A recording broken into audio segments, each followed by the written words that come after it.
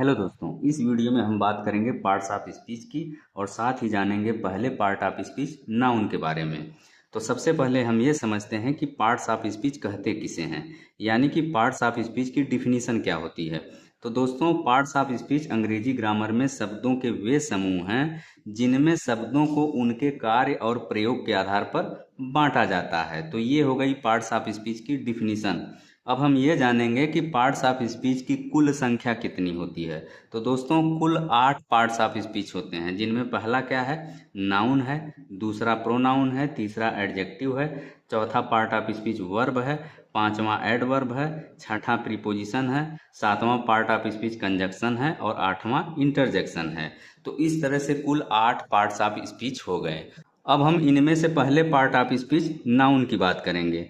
Noun यानी कि संज्ञा। तो आइए अब हम समझते हैं कि नाउन कहते किसे हैं। दोस्तों, किसी व्यक्ति, वस्तु या स्थान के नाम को नाउन कहते हैं। तो ये हो गई नाउन की डिफिनीशन। अब हम ये जानेंगे कि वस्तु कहते किसे हैं।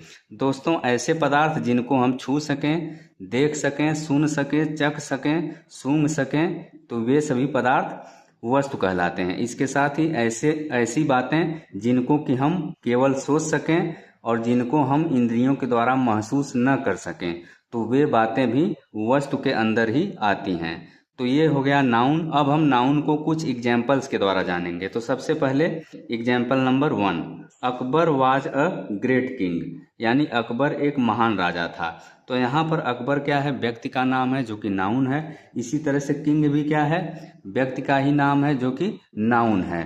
किंग यहाँ पे सामान्य नाम है। बात स्पष्ट हो गई। इसी तरह से सेकेंड एग्जाम्पल की बात करें, Delhi is a big city, यानी कि दिल्ली एक बड़ा शहर है। तो यहाँ पर दिल्ली क्या है, स्थान का नाम है, और सिटी भी क्या है, स्थान का नाम है। तो इसलिए ये दोनों क्या हो गए, नाउन हो गए।